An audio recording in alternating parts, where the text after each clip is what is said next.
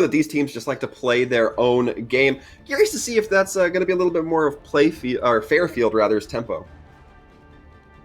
I'm wondering, but I'm also wondering right now where Super Juice is for UT Arlington, because I feel like he has been one of their best players. We're going to see Lortler and Chillander instead in the support line duo. Maybe a name was changed. Maybe they've decided to try someone else as a sub. I'm not sure, but we'll find out if this roster can do good things.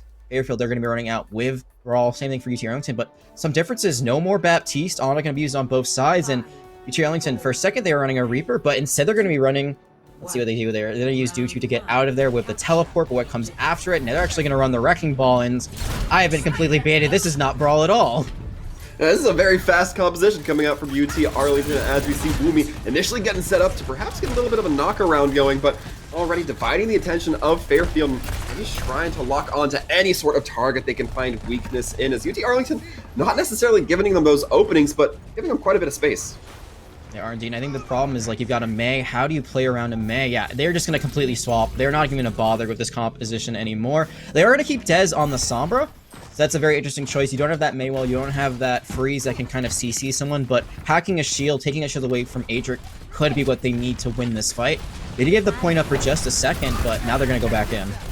Oh, and the knockdown coming out. Dez has to translocate away immediately. Fairfield being really alert and attentive towards this high ground. However, the anti-nade might pressure them out just a little bit. It's going to be WLK who takes the early fall. Woomy continuing to swing a little bit heavy, but has to keep their shield up for a time just to receive a little bit of healing to buy enough time for their team to go and absolutely collapse on the rest of Fairfield, who are going to have to let this point go. And what did I just say? They needed to hack the Rhine out. They wait for charges to connect with each other. They're both just knocked to the ground for a second. Gets the hack there. Takes Adric out of the fight. And they might give about 33% of the point, 1/3. But they're going to be in control. The ultimate bank is in their favor. Because while Fairfield won the first point take, they did not win the fight. They got no kills out of that. And that's going to be huge for UT Arlington. Especially with the fact that their EMP is almost online. And the sound barrier for Fairfield is not there just yet. Be very difficult for Fairfield to circumvent this EMP, as Dez already look at, or Dez getting set up in position, going up towards that high ground. The Reaper tries to translocate away, does avoiding the kill from Lortler, but the EMP goes off, restuck by Fairfield, and with that, it's very grim for them. They're gonna have to try to retreat on this push, but there's only so much they can do before they're forced back to spawn. Not sure if the nano is needed at the very end, but Chillander just going to throw it out there. It's an ultimate you get back really quickly, so no harm, no foul. I think the biggest thing is that Creates didn't throw the D.Va self-destruct. You see that a lot where you just combo EMP with an ultimate like that because there's no shield, there's something that can protect them, but there they kept it, which I really like, because I feel like here you don't actually play for kills with it, you just use it for the remake to get back into a fight as soon as possible or create some space. So good ult bank control there, and Fairfield, they're only approaching their first Mei Blizzard right now. In great aspects, almost losing the opportunity for that Mei Blizzard, getting a little bit too far ahead of their shields. Will have it thrown out, however. Dutu's going to be taking a nap, not caught by the Blizzard. Mask's now feeling it necessary to drop the EMP. Creeps actually, eating that Blizzard. Important play there. Holding that D.Va bomb until that moment gives them a lot of opportunity. Fairfield continues to swing. The Earthshatter goes in, connects onto 3.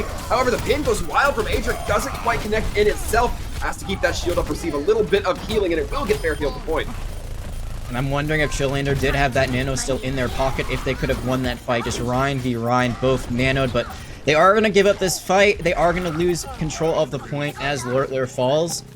And it's okay, though. It's only one free territory for you. You can actually still contest it for a little bit with your Sombra, but she's got to get out. You do. So now it's, this is absolutely last fight if you win this next one. You still have Shatter, you still have Sound Barrier, so things aren't too bad, but it's that EMP you're still going to be playing around. One thing I will know for Fairfield is that they've swapped WLK to the Hanzo, which is something that I know they really like as a player. This is a character that they've really popped off on. It's not the most meta. There's no grab to combo with, as there's no Zarya on the field, but you've already seen the impact that WLK has had. They already have the dragons. It's going to be up to Creates to perhaps try to get some eats onto the dragon if they want to mitigate that ult. We'll see if they can make it happen, or if it even goes into effect here. WLK firing it from the safety of the Cubby, able to bisect the field just a little bit. Earthshatter tries to go in from Woomy, doesn't seem to connect on the 2 much, but Woomy still having the opportunity to swing heavy here. Chillander throwing out that nano boost, not finding too much, but UT Arlington still going to be coming up with kills. Yeah, it's always going to be the EMP that's going to be the fight winner. I don't know if anyone can touch the Lucio for Fairfield. Has to be it, but they are just not going to be able to wall ride fast enough to get there. And just, it's so unfortunate they used the sound barrier a little bit previously. I think they were also usually the first one focus. there by the Sombra on the side of UT Arlington, so that's great target priority, making sure they're hacked out, making sure they can't go anywhere. All around, I think UT Arlington looked really good on that. They did, give up some point percentage in the beginning because they swapped their comp, but beyond that, that was a lot more one-sided than the final percentage scoreline kind of tallies there. I certainly have to agree, but now as we look ahead here, UT Arlington might be changing their look again. Not be seeing the Ryan Diva that we saw before, but now it's going to be the double bubble coming out. I like this. Yeah, I do too. Winston is so good here, especially if you just play him kind of in the center on top of, I don't even know what to call it, the cylinder in the center? That's what we'll call it. You can just play it up there, contest high ground, you can just use your Tesla cannon from above, get a lot of damage in, so it's a great play, but now Great Aspects is going to be pulling out a Sombra of their own, so Sombra v Sombra. I haven't seen this in a very long time, but the EMP plays will be coming aplenty. One thing to note, though, is that Brigitte on the side of UT Arlington, Lurtler could completely shut down any attempt from Great Aspects trying to flank. Yeah, a lot of things Great Aspects has to keep eyes out for. That Brig, that Winston, as well, some Sombra spray from the enemy team as well. Anything will bring them out of that out of that invis. Great Aspects, in fact, getting peeled immediately from the field on this UT Arlington, taking their advantage and continuing to press ahead. Yeah, and that's going to be a free fight win for them. So this is them just cleaning it up now. Can they get Adric down? This would be a huge stall kill. They do. So now Fairfield's going to have to wait. This is huge because you're killing like 10, 15 seconds off the clock just here. That's going to give you much more point percentage. It's going to give you much more time to set up on the high ground. So that was a perfectly won fight. It's the exact opposite of last time. I mean, Fairfield, they got the first point cap on the first point of Oasis, but they didn't actually win the fight, so they got really nothing out of it besides just a little bit more at the end of the day. They didn't get any ult percentage, and look at UT Arlington, already very close to their DPS ultimates. And you can have some huge impact with just one EMP or one pulse bomb. See if they're going to be building it up, though. WK has to be careful to stay out of hack range, otherwise they'll be sent straight to the ground. And Dez perhaps getting a bit too confident towards that Pharah, gets picked out immediately by Adric. Now with the high ground being patrolled by that Brig, Lortler using a whip shot to keep WLK at bay. Or now Adric trying to cause a little bit of damage with that cleave from the Tesla cannon, but can only do so much. WLK continues to peek these shots in. Pulse bomb goes out, goes a little bit wide. Dude, not quite able to connect onto the Ana, but UT Arlington not stopping them from getting the kills that they need. Creeps getting that laser charged nice and steady, getting ready to put down a lot of damage. Yeah, now that's a high charge Zarya, that's a Tracer on the prowl, everything going the way of UTA. And one thing that Fairfield did that I actually really like is the fact that they swapped to a Pharah, because there's no hit scan player on the side of UT Arlington that can test that. I'd say Sombra and Tracer, their spray is just too wild, it's not long range enough damage. I was going to say they really need to swap to a Mercy too to go for the full package there with a Pharmacy. They do now, but it's just, it might be too late. I mean, that Pharah is not close enough to Barrage. I mean, maybe just go for the Nano to hope that you can get it. And Dez has already swapped to the McCree, so there is a direct counter online now. An excellent opportunity to read from UT Arlington. Creeps throws out the grab, but takes a lot of damage, has to back out, can't follow up with any of their own damage, but will be given a shot in the arm, literally by Chillander. They're going to get up a lot more damage with that Zarya, but a huge anti-nade coming in from Gil, 240, and with that WK able to drop the rocket barrage to a lot of damage. It's just going to be this Primal Winston and Duke trying to hold point for as long as they can, but eventually it looks like he's going to go Fairfield's way. It is, and I just asked, was it too long to get the Mercy in the air? But it worked out perfectly. WLK has an amazing barrage to keep this fight alive, and now Great Aspects has the EMP. There is no counter ultimate right now on the side of UT Arlington. They don't have any defensive ultimates. I think Brigitte's rally is more of an engaged tool than something to stop the bleeding. So they are going to be completely vulnerable to this, which means that Fairfield, unless things go terribly wrong, will be able to win at least one more fight. We can see already that McCree on the high ground goes for the flashbang on the WLK, but WLK gets whip shot by Lortler, perhaps preventing that headshot from coming through, getting the kills. However, it's the Tracer right onto the Mercy. Masks gets taken down early on in this fight. No res available, no Pharah as well. If this Ana goes down, there will no longer be any healing available for Fairfield. However, it will be the kill going in favor of Arlington, and rather grim for the side of Fairfield as they're just trying their best to grit their teeth. Yeah, Adric's alive, but they're playing off the point. This isn't going to be a free cap now. You just have to stay alive as Adric, and you just can't. There's no way to contest it. No one actually triggers. Well, actually, they do trigger over time, but it's not going to last too long. And UT Arlington's going to take this first map 2-0. I really like the Pharmacy play from Fairfield. I just wish they had fully committed to it a bit sooner. One of the biggest mistakes you can make in a game like Overwatch is holding on to an ultimate for too long, thinking like, oh, I'll swap after I use this. I mean, if you don't use it soon enough, then it's never going to get what you want from it. And to some credit here, I did feel like Fairfield had some really good performances coming out of here. I do think that the Faro was a good read, knowing, again, there wasn't any of that hit scan. Forced Arlington to have to adjust, pivot a little bit, and maybe that's not what they were most comfortable with. Yeah, I think they were trying different things out, which I like, but again, I think it's all about timing. Certain maps, there's usually a rule where it's like, you know, if it's an escort or hybrid, you want to swap before 2 minutes is over. You want to swap with at least half your time bank. With control, it's so much trickier because it's really, if you lose one fight, that's when you try to go for that swap. And you saw what UT Arlington did. They didn't even lose a fight. They just realized, you know, this comp is not going to work with what they're running. So we're just going to give up the first capture. We're just going to let them have it. We'll give about 33%, and then we'll run back in and win the fight. So that was really smart by UT. I want to see that same sort of ideas come out of Fairfield. I want to see them kind of have the same mental mindset of, this isn't going to work. Let's just not even bother running it. Let's just swap everything really quickly. Go for a full swap. 30-40%, you still have time to get back onto the map. There, they just didn't do it quick enough, but they did have good plays, like you said, and this might be a bit more of a closer contest than we first anticipated. And this is interesting to me, Jack, because we see, you know, UT Arlington, we talked about it a little bit prior to the cast actually starting here. They're one of the top 3 teams, you know, generally accepted by at least the statistics coming in here. And it seems like they're still showing Fairfield a little bit of respect. They saw that their composition didn't necessarily add up against what Fairfield was running, but they still decided to take that time, go back and switch, because they knew that Fairfield still had that opportunity to get the better leg up on them. And it goes to show you that Fairfield, you know, they may not be, you know, towards the top, but they're still putting up a decent threat. They are indeed, as we go back to that map pool to see where we're going next. I agree with you. I mean, they showed a lot of respect. And I think that's what you got to do as a top team is, like, you can't just assume that because you're higher in the standings, you're going to win every matchup outright. I mean, you can go for a bit of a mean comp and then say, like, oh, like, you know, we're just the better mechanical players. But, I mean, as we get towards the end of the season, every win counts. So, you know, an upset here, even losing a few maps, would be very detrimental to UTA. So they're playing this like they're playing any other team, which I think is a great mentality. You know, the same team, this is the mindset I used to have as a player. It's the same team every week, different names, doesn't matter. It's always the same team. Just play the game the way that you're supposed to. Don't, you know, undervalue or oversell anyone that you're facing. So we'll see on Kings Row if UTA still keeps that mentality and goes for a mirror matchup if they find something they don't like. Maybe they'll try out a bit something more unique. I think Fairfield should stay with the Pharah, honestly, on attack especially. Pharah on attack on Kings Row is actually a very underrated strategy. Oh, I have to agree that there's that hotel area where you can take a lot of those angles a little bit tighter, and it forces, you know, once the side of Arlington would push in, it forces them to have to look in a couple different directions that just might not be as comfortable. Yeah.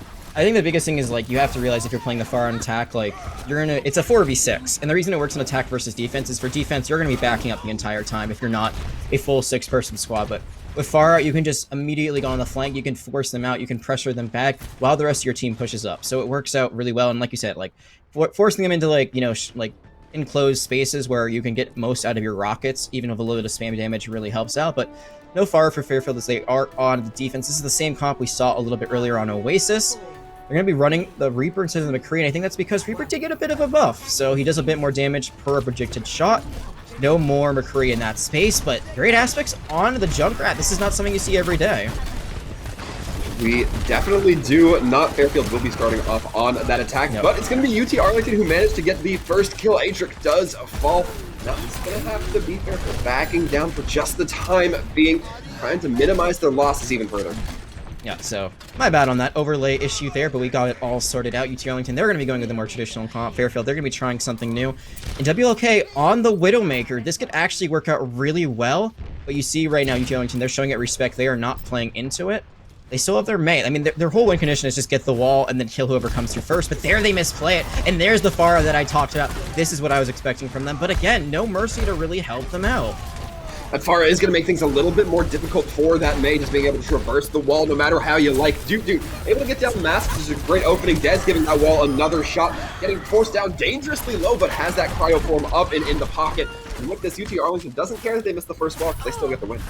Oh, Dez, what was that?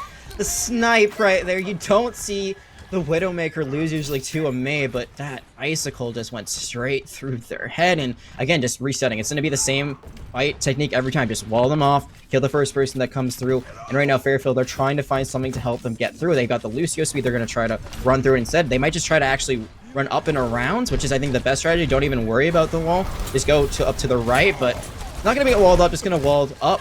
Now they're going to try to make their way through once again.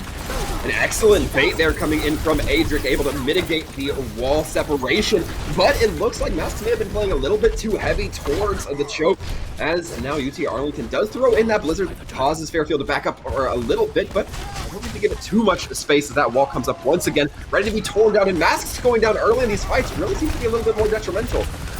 Yeah, you need your Lucio to help you sweeten out, especially against a Mei, but now just nothing is working. Tutu might be going a bit too close to the sun there, but the team is there to bail them out. The wall cuts off anyone coming through, and UT Arlington, they are playing this like a fiddle right now. It's the best song you've ever heard, and with only a minute 44 left and so many ultimates to use, it's really up to UTA just to rotate them correctly. They overcommit to a fight. That's going to be Fairfield's best opportunity to get back into this, but they use only 1 or 2 to win them, and this is going to be a full hold. Keep eyes out for Fairfield to start building up those ultimates to grab. The Rocket Barrage might be very impactful if they're able to get them off in the next fight or two. And going through that small window certainly has its risks, and Adric and WLK just found that out. The risk came through there in crazy fashion as Dutu able to throw in the Death Blossom for 1 kill as well. Yeah, they need to speed through that. They finally go for the rotation I had mentioned before. They go up top, but they still actually can't get through it. The wall's still there. Dez is a monster, and now they're just going in. Woomy is so deep. This is actually really dangerous. You do not want to play this too far out. I saw Colorado make the same mistake about 2 weeks ago. They do back out. They're all right. And now WLK is saying, you know what? Screw this. We're just going to teleport through this choke. We're not even going to bother with your Mei wall. I can really appreciate this coming in from Fairfield. The question does become how well it becomes executed. The grab going out might have just made it all for naught as Fairfield does end up committing the Earth Shatter, the Nano Boost as well, all finding nothing as UT Arlington continues to hold. Now it's going to be down to Lortler to save this game because there is a Graviton Surge right now online. There is a Barrage as well. Actually, there isn't, as the Zarya just died. She should be back by the time this final fight starts. So it really comes down to Lortler in this situation. I think Dez could try to go for an early Mei Blizzard to stop them from coming to the point, but great aspects, they're going to be in the sky, so this Blizzard is not going to stop them. Unless it does, they might have just landed for a second, but no, the Sim Teleporter is going to keep them out of it. It will. It's going to be the Zarya coming out late. Has that grab in pocket, but a little bit too late onto the point. Not able to net too much besides the Reinhardt, besides the Mei. And with that, it's just the Lucio to back that Zarya up. Not much you can do as overtime is going to slowly tick down without Fairfield getting a single tick. There were win conditions there, but them losing their Zarya at the very end, Fairfield not having that grab online just when they wanted it, that was, I think, what really put that push aside. They had no chance of winning it. They had ultimates, they couldn't find them with the right timing, and it's super unfortunate because I really think they could have gotten a bit of a push on that cart. You can't think about the future, you can only think about the future, you can't think about the past, that's what I'm trying to say. UTA, they have 4 minutes to get 33% on this first point. And I think the way they played their defense, their offense should be a cakewalk. Yeah, I mean, again, it just comes down to that 33%, and this is what I was kind of talking about during the break. Now we're seeing UT Arlington start to pull that respect away, where we see them getting more and more aggressive, a little bit more and more careless, and maybe Fairfield can recognize that. Yeah, there was a moment where I was like, oh no, I've seen this story unfold before. They go for just like the spawn camp and then they immediately get rolled. It happens so often where teams just get a bit too overconfident and then, you know, someone's in the flank and then they have to pull back to point and then they get killed as they're running away. You know, stuff like that. It happens, but it looks like UT Arlington might be going for a bit of a interesting strategy. I like to call this a Northeastern University strat because that's who I played for and we used to run this a lot. It is the Sim Teleporter with the Bastion on top of usually the statue in the middle, but it looks like they were just, you know, just hovering over it. I don't think they're going to be running that considering they have a Mei. We'll see what they actually end up doing here. Looks like they might be going for it. So this is a very easy way to cap the point quickly because Bastion reigns supreme and Dutu looking to put in a bit of work here. And it's going to be tough. Fairfield don't have those Sim mini-sentries set up to really deal damage to the Bastion, which means this is all just going to be free damage that can't be as easily contested. It's going to be great aspects taken down first. Now the tanks are being focused as well as the supports. Immortality Field has to come out. Nobody can deal with Dude up on this high ground, and just like that, Fairfield has to take a step back, break those lines of sight, so that opens the point up for UT Arlington. Now pushing right onto the field as Dude continues to rain down fire, rain down bullets and hell onto the side of Fairfield, who are all but for naught. Just that Baptiste, and he won't be able to contest. What's crazy about this strat is you can actually keep running it through not through third point, but like basically to the end of second point, and you can just keep teleporting to the high ground that's available in the streets phase, but there, you don't need it. They get it done super quickly. That's going to be match point now for UTA. They're looking for one more to put this series away, and You know, things were very close on Oasis. I feel like it was very back and forth. There were some great opportunities for Fairfield. This map, not so much. This was all UTA all day, and even with their kind of, you know, interesting strats, I would say. I don't want to say cheesy because I actually do like this strat a lot. I mean, there was nothing that Fairfield could do against it. That either, like when it was on attack or defense, both times they just looked very stumped. And it comes down to that situation where you have to have a perfect full hold, right?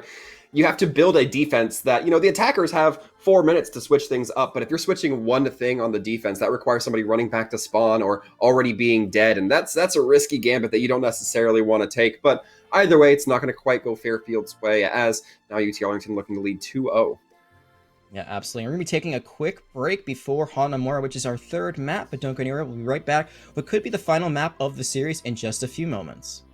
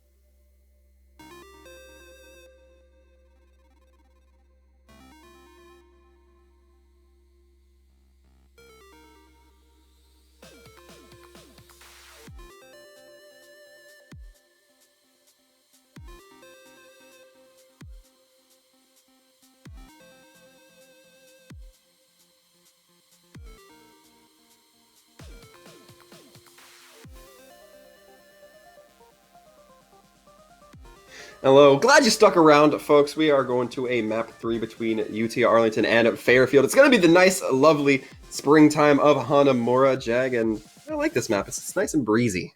Yeah, it's beautiful, honestly. It's just, the lotus flowers, all of it, it looks so nice, and based on where I am right now in Boston, where it's rainy and cold, I wish I was right now in Hanamura, but these teams, they might have different opinions about it. Fairfield, they're fighting for their life. UTA, they're looking to clinch this out.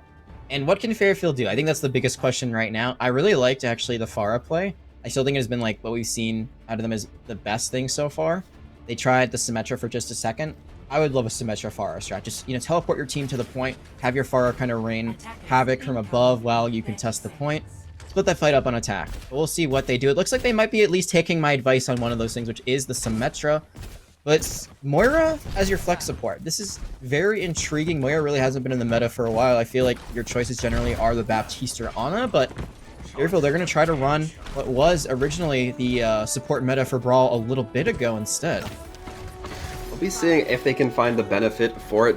Junkrat coming out. Nope, it's going to be the switch on to Mei. A little bit confused there, but glad to be seeing it from Mei. Makes just a little bit more sense, a little bit more conventional with what we see when these sim telly strats come up. And UT Arlington, I anticipate, is going to be aware of this, seeing that they did have the opportunity for that strat on King's Row. And exactly, they're going to be caught there. UTA cutting off their entry onto point, meaning that now Fairfield stuck in the middle of the battlefield. A big deep pin coming in onto Wumi. Adric getting frozen out though, focused down. Tough spot to go in for their Reinhardt without any backup, and UT Arlington still continue to clean up these kills. They do lose a turret, rest in peace Dude's turret, but we'll be seeing the damage still come through, and now it's just a back foot from Fairfield. Dez has looked amazing on this Mei so far. I cannot give them enough credit. I mean, their walls have been impeccable there. They read that play like a book. They wall up the teleporter. I thought they could actually break it maybe with the wall, because I know sometimes the interaction kind of cancels it out, but they don't. They still wrap up all the kills they need, and now Wumi is very close to that shatter. Chillander not too far behind on the amplification matrix. Everything is looking really good, and Fairfield didn't even break the turret that came out, because they do have a Torbjorn coming out from Dude for UTA. The Wumi with that Earth Shatter in hand. Gonna be looking to perhaps mind game Adric a little bit here if they can get the big man Shatter. Be seeing exactly what they can find. It's gonna be the amplification matrix that starts things off here, actually, as Fairfield get that sound barrier, but they don't look to really push with it. That was a great opening there, and at least an opportunity for them to lean in with their health pools, but now doesn't really net them a whole lot. The Coalescence coming out this time around, and now they just get stopped by abilities coming out from UT Arlington. Creep throws in the grab, not able to find too many kills off the back end of it directly, though they do get Adric with this. Now UTA is going to know that Fairfield's on the backup, and we'll just let them run away while they get stabilized. Yeah, Wumi has to be really careful here. They don't want to go too far forward. That shield is still super weak. They need to just let it charge up. They cannot hold up. It almost gets broken again, and that's what Hanzo gives you with this. WLK can just keep breaking the shield over and over again. And the Grab Dragon is about to be online. It is online. This could be the fight-winning condition that helps get Fairfield this first point. See if Fairfield can have the coordination to get this. Nothing to catch it. It's going to be the grab that goes out, but the Maywall takes down Anthus early on, and the Dragons don't even seem to find a whole lot themselves. Dez does eventually go down, but Dude still has the Molten Core on the field to be ready to drop if necessary, but so far it looks like Fairfield's not going to require it. It just looks like that grab missed from Fairfield. I don't think it actually connected to anyone. The Dragon also didn't, and the fight went all over the place. A lot of ultimate skews that didn't really find a ton of value, but at the end of the day, UT Arlington still comes up on top. Dez, though, is going to swap to the Doomfist to try to get back, and does not make it back, so this is huge for Fairfield. A good opportunity. Let's see if Fairfield can recognize it, especially with creeps going down. Gonna be Dutu laying out the welcome mat all the way to point. Great Aspects does have the duplicate online, but they choose not to drop it. Dutu actually getting both the DPS with that Molten Core. Now things looking very good for UT Arlington to stabilize just a little bit. Here they use that Immortality Field as well. Give themselves a little extra staying power. Masks make sure that the Chillander are not able to drop any more abilities out onto this field. Dutu's still trying to stay alive and active as the sound barrier now coming through from Fairfield. They need to make anything happen. Yeah, there's no healers right now on the side of UTA that are in the fight, but Dez might be able to just clean up this fight themselves, or at least they can stall out this point a little bit more. They're going to be going for that. Hanzo now turning their attention there. WLK almost getting hung up on the rafters, but not quite. It will be the cleanup available coming in from the Doomfist. And now the grab getting returned in by Creed's Dez with the follow-up there. And Fairfield had a huge opportunity. They just could not clean up the fight. They were focused so much on Wumi, they didn't realize that Dez was back. on that Doomfist, was able to get 4 kills in that fight, almost has their ultimate. Things are looking really good right now for UTA. That's 2 more kills. Can anyone touch? The D.Va does get the touch. D.Va will be sending this into overtime, as will the Lucio, but there's only so much those two could do, particularly the D.Va, and she's just a giant stick pin at this rate. And it's trying to do anything they can, but not going to quite be enough. Fairfield, once again, looking like they're going to end this without any progress in their favor. That was the biggest flux I've ever seen in my life from Dez. She's like, you know what, I'm going to throw myself off the map here. Don't worry, guys. I'll be back for when it actually matters. I mean, obviously, that's not what actually happened, but they came back in the perfect opportunity, perfect timing. Were able to get in there, got so many kills, got so much value off of the Doomfist. That was incredible. That was just some amazing play from the projectile player. Dez is my MVP of this matchup. They have just been so on point today. Yeah, I mean, both these DPS players for Arlington having their moments, like I said, due to throwing out that molten core that was basically huge. All of Fairfield either has to walk through or circumvent to get to point, and by then you've already lost great aspects in WLK. I loved it. I loved it. It got 2 kills. Like, it was 2 very important kills, just completely covered the point. There was no entry, like you said. The fact that it got kills is actually pretty ridiculous, because if you're Fairfield, you must realize you can just rotate around it. You don't have to walk right through it, but unfortunately for them, they just kind of walk into the molten core. They end up dying, and then that gives enough time for Dez actually to get back to the fight. So, like you said, give some credit to it as well. Both these DPS players have just been playing stunningly today, and it looks like UTA want to end this map just as quickly as they ended the other one. They are going to be running the Symmetra of their own. No Bastion this time, but with that Reaper, it's going to give you a lot of one-tap potential. Certainly will. We'll see if Arlington are able to push through and get that one tick, although if I'm a betting man, I'd say that they probably will. It's a safe bet. Yeah, we're going to be seeing great aspects on that Widowmaker, so Fairfield going to be putting a lot of faith in that ability for that hit scan player to really pop off here. The teleporter on the high gives the opening for Fairfield, but just like that, Chillin are going to be instead getting the kill on the great aspects, and now UTA in a great spot. WLK has to back up for a moment as their abilities are on cooldown and their health dangerously low. There will be great aspects coming back on the sim, but will they be able to come back before this point has been taken? That was a huge bubble. Then that might be a huge boop, but no, Aatrix just gets booped off by the hammer shot. Oh, this is really bad for Fairfield. It certainly is. The Fire Strike catching WLK mid-animation, not able to do any more damage with it. Arlington now takes full possession of point. It's the last moment contest coming through, but gets pushed away, and UT Arlington take this in a rather fast third map. They do. It was, I think, even faster actually than it was on King's Row, if I remember correctly, because, you know, of King's Row, there are some angles you can hide from a Bastion on the high ground, but there, they run in, they go top left, they find the Doomfist very low early on. WLK tried their best to make something out of that play, but could not. UTA are going to take this 3-0 overall, and they did not give up any points at all on this. I mean, they give up some point percentage on Oasis, but it's a full hold on both Hanamura and King's Row. That is about as clean as you can get. Yeah, as long as you're not losing any points on those commands or those control maps, I don't think you're going to be too bothered by it. But UT Arlington coming up with a clean 3-0. I mean, you know, when you look at the statistics, it's not too surprising, but I still think Fairfield, especially during that first map, had some good showings. Yeah, and I think maybe if they had played more counter meta stuff, you know, just played what they were most comfortable on over time, I think it would have really worked out. Again, the pharmacy, I really, really like that, and I'm really sad they didn't really bust it out for Hanamura. I think with a Mercy in that composition for King's Row, they actually had a great shot at, you know, advancing on that map. Not sure if they'd win it, but they'd have a really good fighting chance, because we saw how dominant WLK was on the Pharah on Oasis. They single-handedly won a fight with their barrage. And that was, you know, I think it took them 2 fights overall to build it up. So, although Hanzo is probably what they're most well-known for, sometimes you gotta switch things up to counteract what the other team is doing. There, it just didn't bring it out in time, and then in the last map didn't bring it out at all. But we're going to be taking a quick break before we get to an interview with a player from UTA. Don't go anywhere, we'll have that just in a second.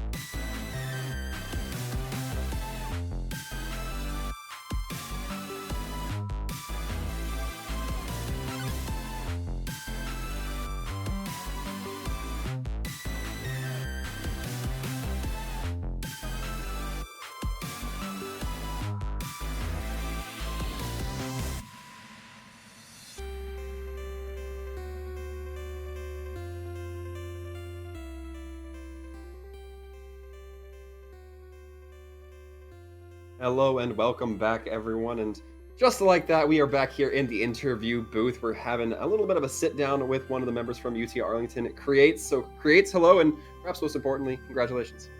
Thank you. Now, this was a pretty fast game. I wasn't able to write fast enough to get too many notes, but we saw you guys win it pretty handedly there. But on the first map, it seemed like Fairfield was giving you guys a little bit of trouble, or at least making you second guess your compositions a little bit. What was the mindset when you came out on Gardens and saw their compositions? When we saw the brawl and we were running like ball, like dive, we in my mind, we thought like our ball was just gonna get in and like instantly, die. So we just thought about it like, I think we would be better if we ran brawl, like mirrored it, sorta. Okay, makes sense, and it certainly seems to work out for you. Now, looking at the other side of the field in that same capacity, we saw a lot of changes coming out from Fairfield, particularly on Kings Row during their attack, where they tried a whole bunch of different options, but it didn't really seem to phase you guys. Did you guys necessarily train for a lot of those swaps that may be coming out, or was this just kind of another day at the office using what we already know? It's pretty much day at the office, just tried to stop whatever they were doing, making sure they couldn't take space and all that. Makes sense to me. And you didn't allow them to take space at all on Kings Row. But I want to ask something about Kings Row also. I mean, on your attack, it was very quick, very clean. You guys busted out the Symmetra Bastion strategy. Was that something that you planned on doing ahead of time, or is it more like you realized you only needed 33.3% to win, so you're just like, let's just go for it now and, win this map very quickly? It was a little bit of both, because we've done it before, but it was that we knew it was good, because like all we needed was one tick. But yeah, it was sort of pre-planned. Yeah, and I know overall the spring split has had some difficulties. You've had some roster changes. I know actually with some insider information that there were some scheduling issues for today's matchup that might have actually made you possibly forfeit it, but you guys didn't, obviously, because you're here and you won. I mean, overall, it's still been a very strong split. You guys are still number 2 in EGFC, but how do you feel like you guys are now compared to where you started at the beginning of spring to where you've ended up today? I feel like it was learning process. We had to definitely be more coordinated. I had to step up, because we lost Tomato Lord, our GM tank player, main tank player, and all that. But yeah. All right. Well, I certainly think that so far UT Arlington's still looking fairly good, especially with your 3-0 win over Fairfield. So thank you again, Creates, for coming in here, answering a few of our questions, and just hanging out in general. No problem. Thank you. And with that, Jag, we are about ready to put UT Arlington and Fairfield University away with a nice little bow on top. UT Arlington taking the lead 3-0 over Fairfield. Yeah, absolutely. It was a bit of a one-sided affair, though Fairfield did show some fight at certain points. But what's coming up next, Cincinnati and the University of Colorado, I don't think that's going to be a one-sided affair at all. I think this could be Map 5 potential. Cincinnati, they're a newcomer. They showed us a lot of fight. Colorado, they've improved so much since fall. So this is a must-see matchup coming up at the other end of this break, starting in about 40 minutes. So be sure not to go anywhere, or at least don't go too far, because we'll be bringing that to you in just a little while.